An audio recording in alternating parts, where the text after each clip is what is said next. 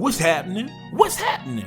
Hello, my name is Brad Harden, and I'm the host of the brand new show here on the Hoop Ball Network, Hoop Ball Hawks, where we cover everything regarding the Atlanta Hawks, from box score breakdown, training camp, free agency, the rumor mill. You love John Collins, you love Ice Tray, you love JR Crickets.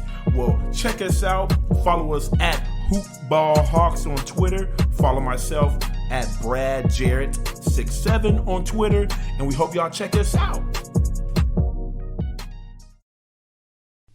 The following is a Hoop Ball presentation.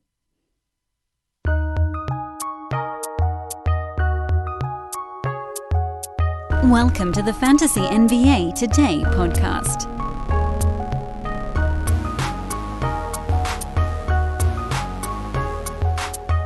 Good Thursday to you all, ladies and gentlemen. Welcome to another episode of Fantasy NBA Today. Hold the fantasy part of the year. I am Dan Besbris, at Dan Besbris on Twitter, DanBesbris. You can also Google search Dan from Hoop Ball, and this is a Hoop Ball presentation. Figure you could put the pieces together on that one. Another day rolls along in the NBA postseason. Miami beats the Boston Celtics 112-109 in a game that was not as close, actually, as the last couple of possessions might have indicated. The Celtics hit a few three-pointers. The Heat missed a couple of free throws, made a couple of free throws, and ended up, Miami was up, what? They're up like 6 most of the entire ball game, really. And so that one went pretty much the way we expected, which was that you give a good team 3 days off to deal with whatever it is that the other club was throwing at them, and they're going to probably come up with something reasonable. We'll break that down in a little bit. We're going to continue to go in the same order we've gone in the past, which is introduce you to the podcast, which generally I think we've done here to this point. Quick check-in on what's going on with our buddies over at Hoopball HQ. We'll break down tonight's Lakers-Nuggets Game 4 in the Western Conference Finals, and then recap the Celtics and Heat game from yesterday to see if it can give us any indicators of what to look for going forward. As far as Hoopball is concerned, we have episodes coming out of our ears right now. I almost can't give you all of them. The guys over at Today in Sports Betting have had an unbelievable week of guests on the show. Paul Carr, Sam Panayotovich, Jonathan Von Tobel, like serious luminaries in the sports betting industry are coming on with our guys Devin and Ira. Those shows are awesome, and they're winning you money. Hoopball Kings dropped an episode last night. Damian Barling and Jill Adge with a breakdown of Monty McNair's first press conference. The Hoopball Heat, our newest podcast, had 2 episodes yesterday. Joe Stroman dropping a pregame look at what he thought might happen with Heat and Celtics, and then a post-game show that dropped in the middle of the night and was posted to Twitter first thing this morning. Hoopball Hawks, one of my favorite new voices in the basketball world, Brad Harden, with an episode from yesterday talking about the Hawks bubble mini camp players returning to the roster. They're invited to that. The continued pitch to Giannis for the next offseason. I honestly don't know how some of these guys are continuing to find all of this stuff, but deep dives, if you really want to learn about these teams, there is no better way to do it than to follow these shows and these incredible NBA voices and people. So just great stuff going on over at Hoopball. Hoop-ball.com is the website. Hoopball Tweets is what you want to follow if you want to see all of that stuff under one Twitter umbrella. Tonight, Lakers, Nuggets, line. Lakers by 6, total 214.5. It is exactly the same as the closing line from Game 3 of 214.5. And if history is any indicator, whatever happened the previous game is probably going to dictate where the slow trickle of public dollars come throughout the day. So you'll probably see that line move up ever so slightly. So if you like the over, you got to get in there quick. If you like the under, you probably wait until the end, and we'll tell you which way we lean as we work our way through a breakdown of the ball game. What I first want to do, before we go into the breakdown of what's about to happen or what we think might happen with Lakers and Nuggets tonight, is quickly remind you guys that all of the lines and all the betting money we are collecting right now, and we are collecting, man. Brew, he was 3-0 yesterday. Our leans on this podcast were 2-0 yesterday. Ira, Devin, Troy, those guys just keep clobbering. They got football plays out right now, mid-majors, Thursday night football. It's all the good stuff. Soccer plays, baseball plays. You got to follow all of these guys, and you can do it. All of the plays right now at Hoopball are completely free. We're tweeting everything out that we're doing. We're putting it on podcasts. There's no easier way right now to make money slowly, don't overbet, than to go to mybookie.ag, open up an account with promo code HOOPBALL. That unlocks a 100% deposit match bonus promo. Put in the word HOOPBALL on that third page of sign-up where it asks you for a promo code or where you heard about the show. And that gets recognition. They can be like, oh, cool, Hoopball sent this person over here. And it unlocks the promo code for you guys. Again, it's mybookie.ag, promo code Hoopball. I want to remind you guys the most important thing about our friends over at MyBookie. The cash outs are easy. They're not hard. They'll pay you.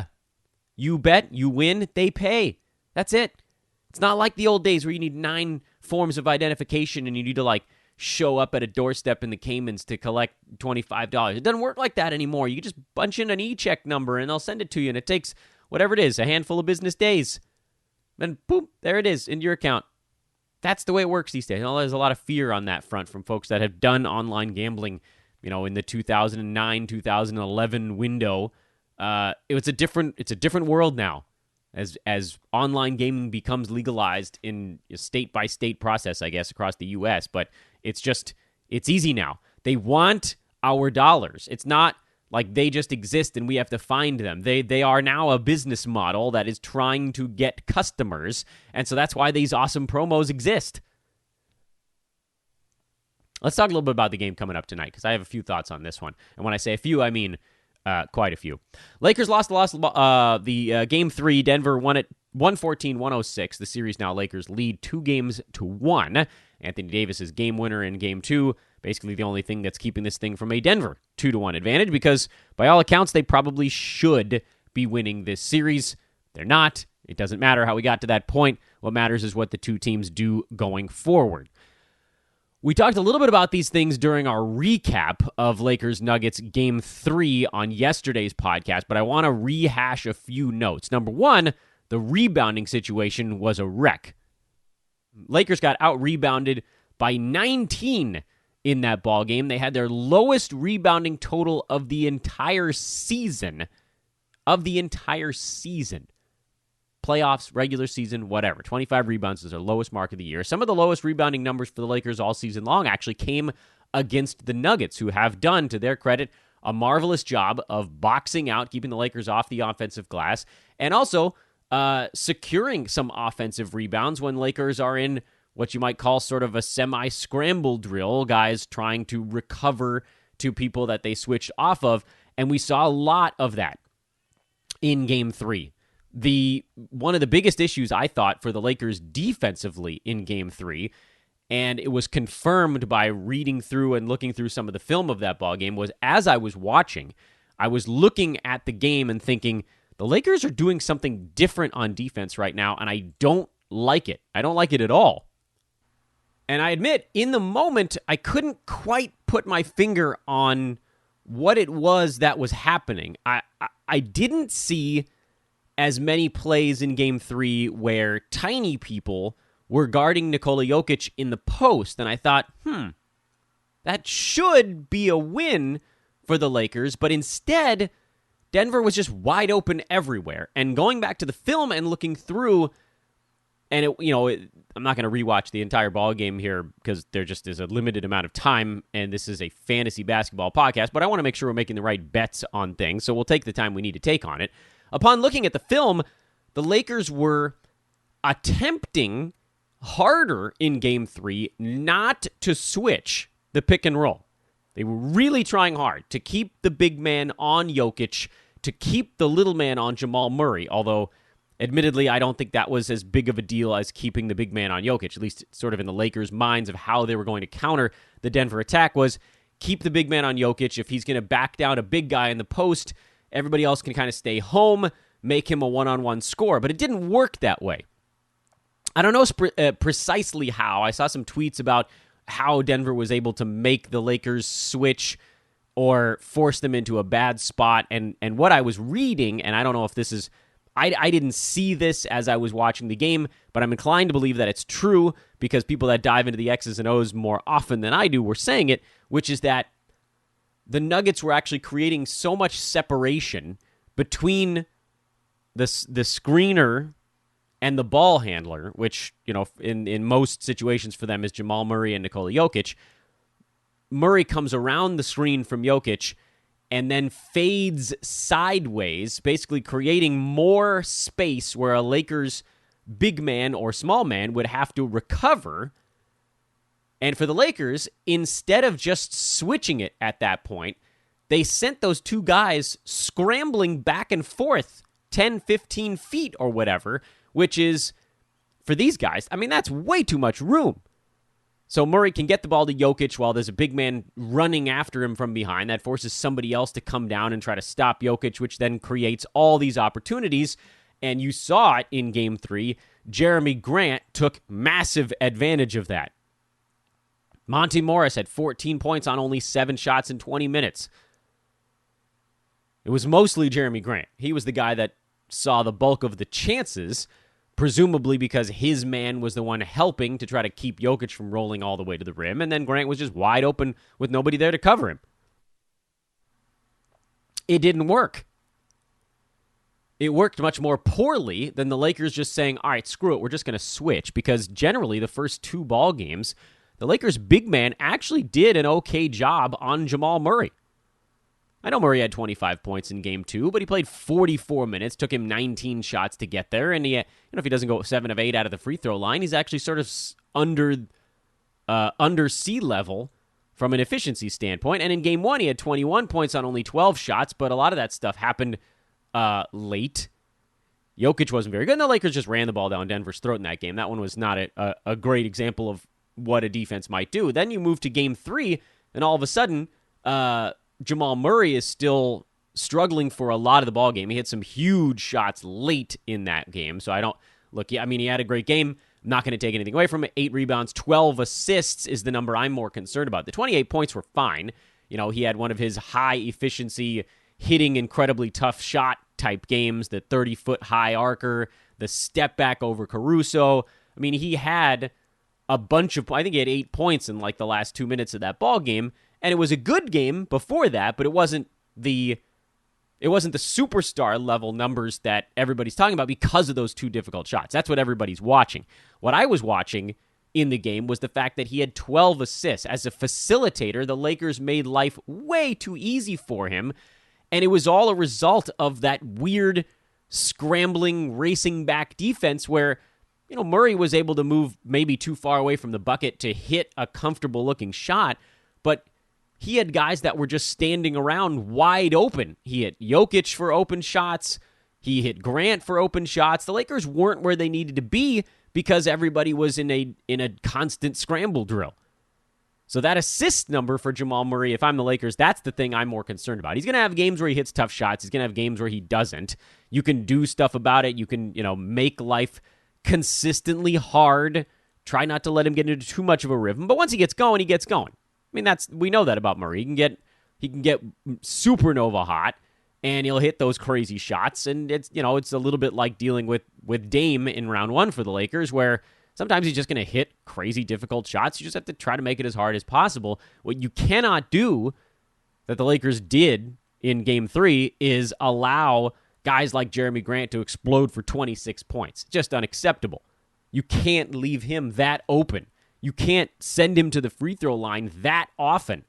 You just can't do it. So I don't know what the Lakers are going to do in Game 4. Are they going to go back to just switching and saying, look, fine, Jokic is going to back down our little guy in the post. We're not going to send help. We're going to just make him very slowly work his way towards the bucket and take a crap ton of shots, but not facilitate, not get anyone besides Jamal Murray involved in the ballgame on the Denver side, and let them stagnate. Scoring in the post slowly is fine. You might have success with it, but if you take away runouts and open three-pointers, you make a team pretty one-dimensional, and every time he misses, the Lakers can get running. That it's not... Also, rebounding is easier in those spots because everybody's on their man. Jokic can try to back down, and then he can maybe rebound over the little guy that he was backing down. But, I mean, the rest of the Lakers, they're on a particular dude instead of racing and scrambling and flying by guys taking three-pointers. That created all those offensive rebound opportunities. So I don't know what the Lakers are going to do, but breaking the game down, there were some pretty obvious things that didn't work defensively for LA, and Denver just kept slowly pulling away in this ballgame until the Lakers went to a zone in the fourth quarter. Do they use that early in this game? I would venture to guess probably not. I think they'll probably pull it out of their bag of tricks when the personnel on the floor makes the most sense. Maybe they'll throw it at them in the second quarter. Maybe they throw it at Denver in the fourth again. I'm sure they'll have some sort of trick to use in there, and the question is when you see it. Denver defensively doesn't need to do anything different. They ran what they ran at the end of Game 2 for pretty much all of Game 3, and it generally worked. I know the Lakers shot 52% from the field, but remember, a series of shots were dunks right in a row early in the fourth quarter. And overall, they limited second chance opportunities. They limited free throw opportunities for the Lakers. Overall, this was a big win for Denver defensively. The Lakers did not attack that pre-rotating defense the right way for the entire ballgame. They were better. But I thought my biggest issue, I think, with the Lakers actually was the personnel. I thought the substitution pattern was weird in Game 3, and it left too many situations where the Lakers had no floor spacing and no inside presence. Like, what's the point at that? When you've got, look, I love Alex Caruso. I think he's been key to whatever the Lakers have done because of his energy, athleticism, and defense, but he's not a shooter. Rajon Rondo, not a shooter. Those guys were on the floor at the same time with LeBron, who's also not really, he's obviously gotten a lot better over his career, but he's not really what you'd call a shooter.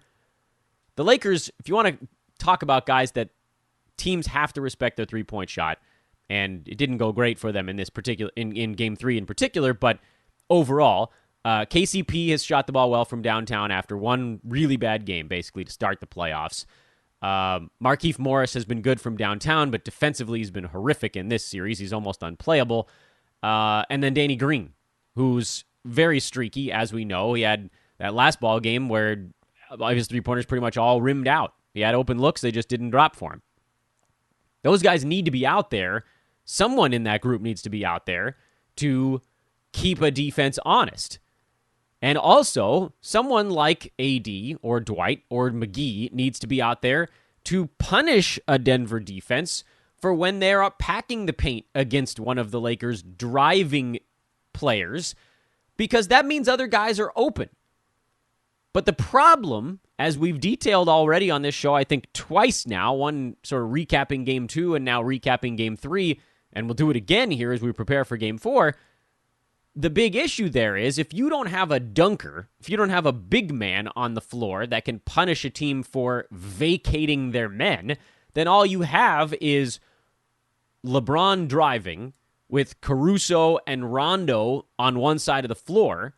And who was on the other side? Kuzma and Markief Morris. Is that who was on the opposite side? Markief Morris is really the only three-point threat on the floor in that unit. So Denver's like, yeah, we'll pack the paint, and we have no problem scrambling back for a partially contested three against these guys. The only one of these dudes that's going to hit it is Markief at a reasonable clip. And, sure enough, he did. He had one of his two shots in that ball game. But the rest of those guys, they don't care. They don't care if Rondo's semi-open for three or Caruso's semi-open for three. That doesn't worry them at all. So I'm very curious to see if the Lakers are able to make these relatively simple decisions. Like, we didn't see Dwight until, the 7 minute mark of the second quarter in that game, and he's probably been their best big man and best defender of big men. And he's had foul issues. He really needs to try to dial it back somehow. But this Game 4 is all about what the Lakers do adjustment-wise. The Nuggets can just keep doing what they're doing. Aside from a wretched 5-minute span against the Lakers' zone defense, the Nuggets owned Game 3. Owned it. I know they only won by 8, and I know the Lakers had 2 chances late to tie it on a three-pointer. The Lakers had no business being that close in Game 3. The Nuggets beat the hell out of them. Jamal Murray was very good. Jeremy Grant was brilliant. Jokic was good. Michael Porter Jr. hit some contested shots, as he usually does. Monty Morris was great. I mean, they just had great looks from everywhere, and even the bad looks they made. Denver clobbered in Game 3. That shouldn't have even been an 8-point game. They should have won it by 15. Lakers got beat in every facet. Their defense was not as good. Their offense was not as good. Vastly out-rebounded, outshot at the free throw line, outshot from the field. The assists were the same. That's about it. Well, Lakers can hang their hat on. They forced a bunch of turnovers in the fourth quarter. So now we turn our attention to the game at hand. First of all, I don't think there's any way I could take Lakers by 6. They've shown me nothing over the last game and a half, roughly, to indicate that they can beat Denver by 6 points, by multiple possessions over an entire ball game. If the Lakers make all of the adjustments we're talking about, all of them, they still don't really stop Denver's offense. No one in the NBA has been able to stop Denver's offense. It's just, you can't really do it. They have a perfect pick and roll combination of a big man that can score and pass from anywhere on the floor, and a guard that can score and is developing the ability to pass from most places on the floor. How do you defend that? You can't really. Your best job as a defense is to keep the other 3 guys from doing anything, make it a 2-man game, stagnate things, slow them down to a point where, it's hard to get into a rhythm, no easy buckets kind of deal. Put your best defenders in the best possible spots. Don't let them get any second chance points, and then you sort of live with the consequences from there. Denver's going to get 100 some odd points. It's sort of, it almost feels inevitable. I know they scored 114 in the first one, 103 in the second ball game, largely because of, 19 turnovers in that one. The pace was still actually relatively high in that game. They just sort of underperformed. And then 114 again in the last ball game. Like, to me, there's almost nothing that stops Denver from scoring about 106 to 112 points in this ball game. I don't know how you do it unless you really slow the game down, and I don't think the Lakers really want the game slowed down. On the LA side, that's the question mark, because the Lakers scored 105 in their win on 106 in their loss. If they don't make the proper adjustments on offense, they could very easily end up at around 100 points. The turnovers are going to be there. They're not going to get fouled very much because they're not getting to the rim. They're going to have to try to hit jump shots. It didn't really work in Game 3. Aside from a blitz in the fourth quarter, they did not score the ball well. So sure, Denver can get their 110, but can the Lakers get to 105 to get this game to an over? I'm inclined to think the Lakers do finally see some of the cracks. Meaning, they know that they need to get stops, turnovers, and defensive rebounds. There's gonna be more effort for the Lakers on the glass in this ball game.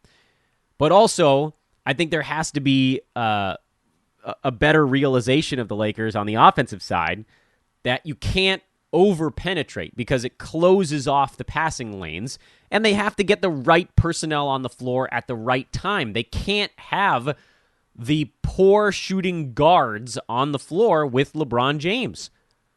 You can only have one playmaker who can't really shoot that well on the floor if you're LA. Maybe you could get away with LeBron and one other poor shooting player, but it can't be 2, particularly on the guards and wings. You can get away with going big if you wanted to, because what Denver's doing also opens up opportunities for big men to get to the rim, just not the ball handler. So if LeBron's out there with Caruso and Rondo for any stretch of time, it's bad news, especially if they don't have someone to protect the rim on defense on the other end. Can the Lakers make these adjustments? I'm confident they do. Not confident enough to say that they can cover 6 points. If I'm taking a side, it's Denver. They've shown me nothing to this point to say they're going to get blown out by more than 6 points in a basketball game in this series, or maybe for the playoffs, frankly, if they have any energy, which they do. And I think I would lean ever so slightly to the over. I think both teams end up near 108. I think it goes over by about 1 possession, but I'm tempted to say that this total is actually pretty close to where the ball game ends up. I think the final score of this game is something like Lakers 108, Denver 106. Lakers 110, Denver 106, 107. Something like that just barely gets over the mark. Maybe because of a free throw late. It might be similar to that Boston-Miami ending, which we'll talk about here in a matter of seconds. But that's where I'm leaning on this ballgame. Nothing super strong. Probably, I think Denver +6 is probably your best play on the board with this game tonight. Right? Like, have you guys seen anything to make you think the Lakers can cover 6 points? No way. I'm not taking that haircut. No chance. Oh, hey, speaking of which, check out our buddies over at Manscaped.com. Get yourself a Lawnmower 3.0. Many of you have done it, and all of you have come back satisfied. It's pinch-free, it's waterproof, it's got a built-in LED light, and you can get it for 20% off and free shipping with our code Hoopball20. Sorry, Manscaped.com is the website. Code is Hoopball20. Dan can do this. Dan can do this. Root for Dan. Hoopball20 is the promo code. 20% off free shipping at Manscaped.com. If you don't want to get the full lawnmower, you can get some of their other swag. They've got the nose hair clippers. They've got a shaving mats, disposable shaving mats. They got fingernail stuff. I might go there today and get the nail kit. My nails are a disaster. They've got powders, lotions, oils, boxers, T-shirts, you name it, they've got it. And it's all 20% off with free shipping, and that promo code, again, is Hoopball20. Quick recap on what happened yesterday. I don't want to make this one last too long because we'll break down both series on tomorrow's show looking towards the weekend. Miami 112, Boston 109. We had the over as our strong lean on this ball game, and that's the way it went. We also had Miami on the side, and that covered, and actually they won outright as well. Tyler Hero, the hero of the day. That's a joke that's been made way too many times already. 37 points for the young buck. 5 3-pointers in the ball game. 21 shots is all it took him to get there. Adebayo, 20 points on only 11 shots. Jimmy Butler was fine, but not spectacular. And Goran Dragic took him a lot of shots to get to his 22 points. But again, the other guys got the job done. For the Celtics, they kept their defensive guys locked in. Dragic was unable to get fired up the way he had been in the past. But then, Harrow coming off the bench, clobbered. He was amazing. Jason Tatum, terrible first half, good second half. Jaylen Brown was good again. Kemba Walker was fine. Gordon Hayward was decent enough. Marcus Smart had one of his poorer shooting games and fouled out. And for Boston, they're on the ropes. They're on the ropes. I mean, we kind of had a feeling coming into this ball game that Miami would have some adjustments when you have that much time off. I'd almost rather be the team that lost going into a long layoff like that. The teams that win, it's harder to convince yourselves these are the things we actually need to do differently when you've won. You kind of want to just go out and do it again. It's like, all right, well, we won, so ultimately, whatever we were doing was fine. And for Boston, you're not going to make that argument that they just came back out and tried the same stuff again, because it's not like they weren't competitive in this game, but they just were unable to really slow down a few key heat, and that killed them. If Tyler Hero doesn't go bananas, Boston probably wins the ball game. But he did, so they didn't. The reason we had the over in this game at 212 was that the previous game, way the hell back on Saturday of last week, it's a long time off between basketball games, was that total went over and actually probably should have been even higher. Remember, Boston won that game 117-106. It ended at 223. The expected total was actually closer to 226 or 227. And so even if you thought the game slowed down, which undoubtedly these series, they do tend to move in that direction, there was still wiggle room. And on top of that, there was, at least in my expectation, I thought the Heat would shoot the ball better into that next ball game, even if the free throw count wasn't quite as high. So there were things that were sort of ready to counterbalance each other, and all we really needed to worry about was the actual pace of play. So looking back at that game once again on Saturday, very quickly, as we sort of game plan going towards the future here, we won't take too long with this process. The expected result was that Miami should have scored 115 points in that game. Boston should have scored 114, so Boston overperformed by about 3 compared to their expected rate, and Miami underperformed by 9. So actually the total should have been 229 in that game. If we look at the ball game from yesterday, Miami winning again 112 to 109, the final total of 221. Boston should have been around 111 or so, 111 and a half. So they actually underperformed by a couple. And Miami should have been at around 112, so they pretty much hit their mark right on the nose thanks to super low turnover. Yeah, Miami didn't shoot the ball all that well. They were only at 43%, but they shot the free throw very well and only turned the ball over 8 times. So they were able to hit their expected mark thanks to capitalizing, not making mistakes, and then getting to the line and actually making them when they got there. That was a big deal. Adebayo only missing 2 of his 8 free throws was super helpful. Robinson, Hero, Dragic, they went a perfect 10 for 10. Jimmy Butler, 8 for 9. So they capitalized the free throw line. That was a pretty big deal for them.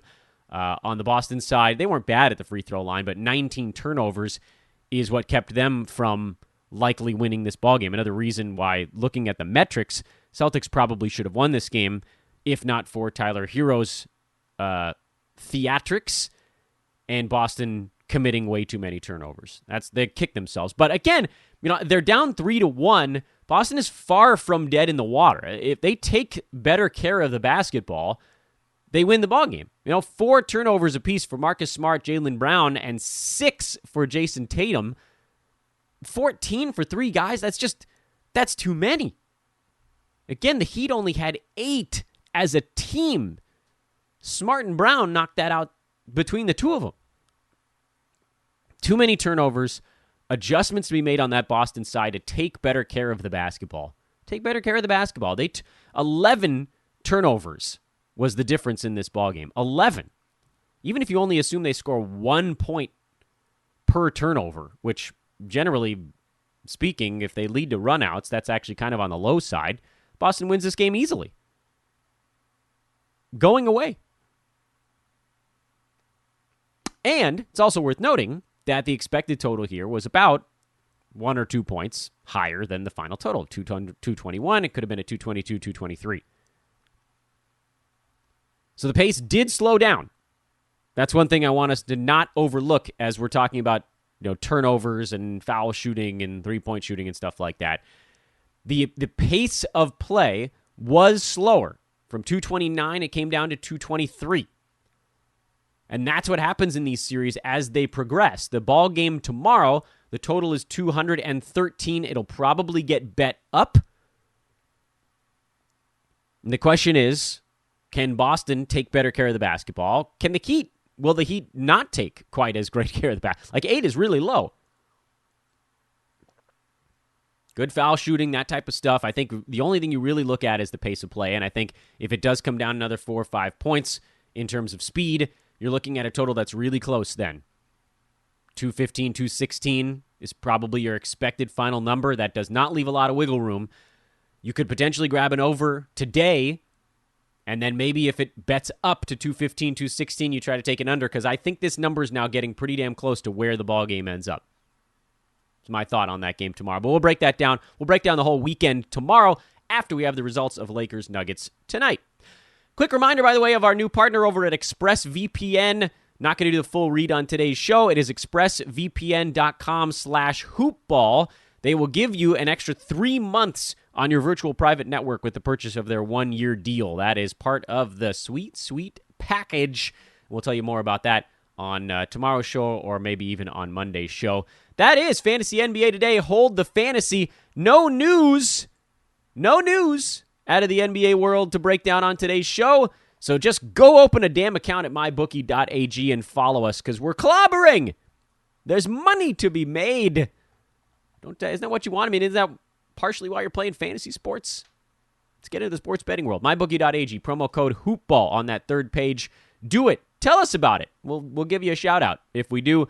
And last thing before we go, the time machine from our buddy Adam King at AdamKing91 on Twitter. September 24th, this day in basketball and fantasy basketball history. Last year, Chris Bosh came out to praise Bam Adebayo, saying he thinks he can be one of the best big men in the league. People laughed.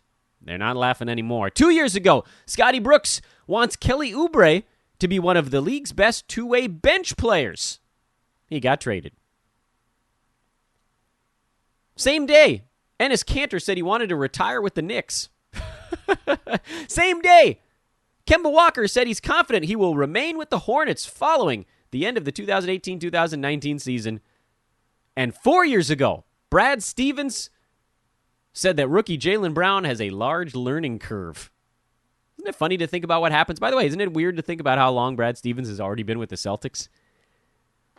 Time is fleeting, even if this year, 2020, is one long, weird day. I am Dan Vespers. This is Fantasy NBA Today. Enjoy your Thursday, everyone. Enjoy Lakers Nuggets. Hit me up on Twitter if you have any questions, at Dan Vespers, or if you want to be part of our recruiting process. If you bring something to the table, hit me up. Why not? What could it hurt, right? What's the worst thing that happens? Doesn't work out? Not a big deal. Anyway, back at you tomorrow morning. So long, everybody.